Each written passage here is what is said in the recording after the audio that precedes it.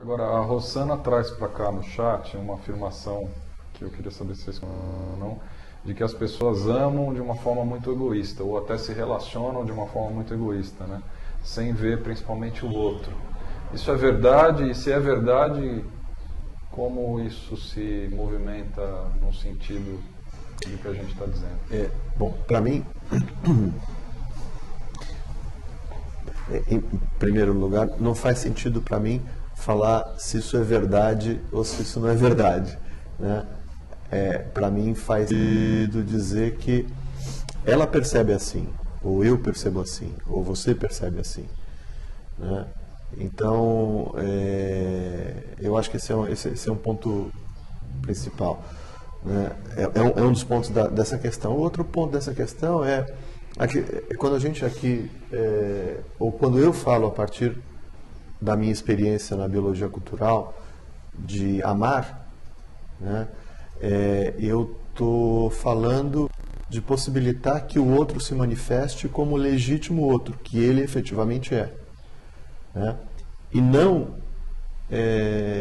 querer que ele se manifeste como eu gostaria que ele se manifestasse, né?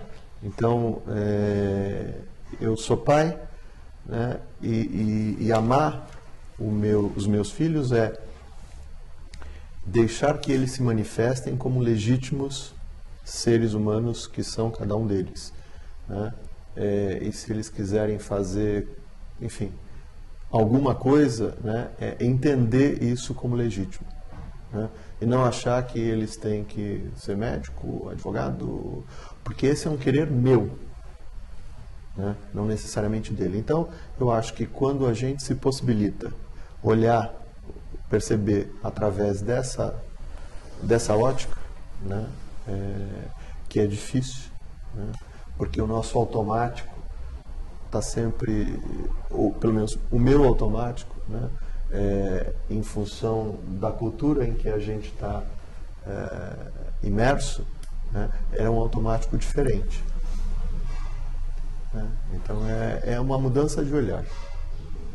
O que eu escutei nessa pergunta, porque ela está falando,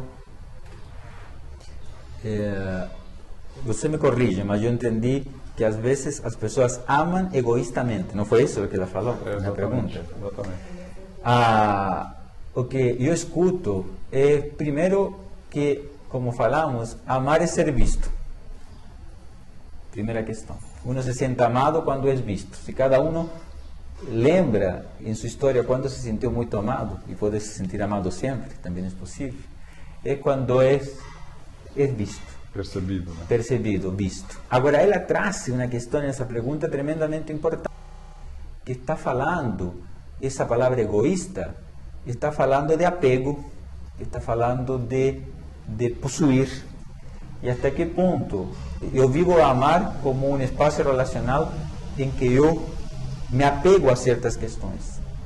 E a biologia cultural, minha experiência tem sido que é um convite permanente a soltar nossas certezas, no sentido de que soltando nossas certezas podemos refletir, porque a reflexão é um ato na emoção e é um convite a olhar os fundamentos de nosso fazer, para a partir desse olhar reflexivo em torno de nosso fazer, nós poder ampliar nossa mirada, nossa consciência e reorientar nosso fazer a partir desse espaço de consciência. Então essa pergunta traz, não sei se oculta ou mostra claramente, essa questão de nossas certezas e até que ponto nosso viver se apoia em conservar certas certezas, o manter e não questioná-las.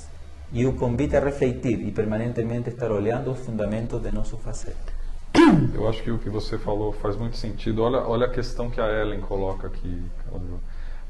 Poderíamos dizer que o que faz a relação com o outro ser um conflito é porque nós somos frutos de uma cultura egóica de poder?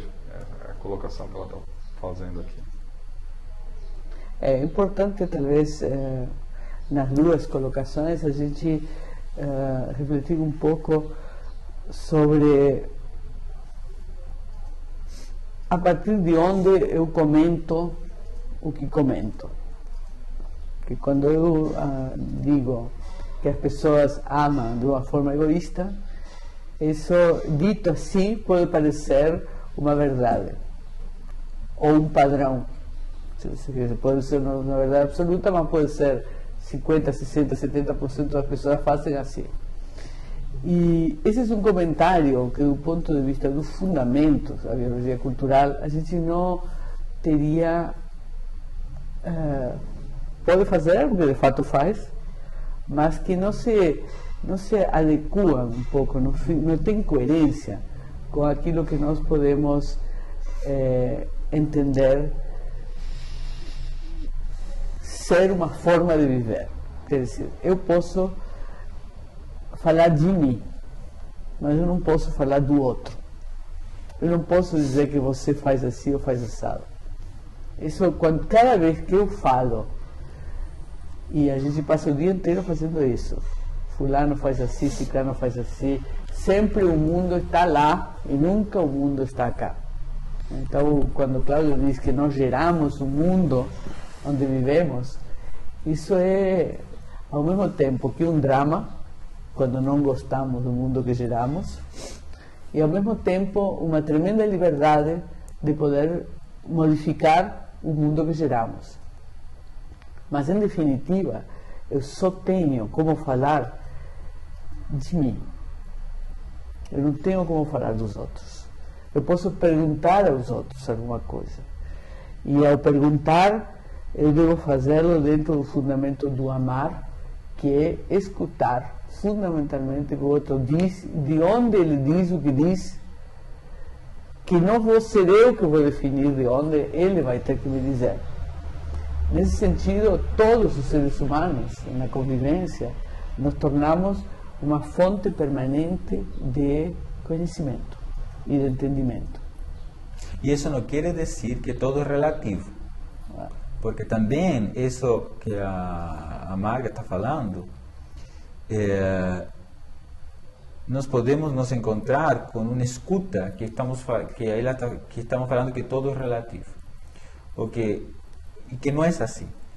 Ou seja, entendemos que o fato de entender que aquilo que surge de um espaço relacional e faz sentido nesse espaço relacional, nos afasta, talvez, de lo que uno entende como a objetividade, como algo que está fora de nós, e nos leva a um espaço que na biologia cultural se denomina objetividade entre parênteses, que tem que ver com esse significado que nos damos àquilo que vai surgindo nesse espaço relacional.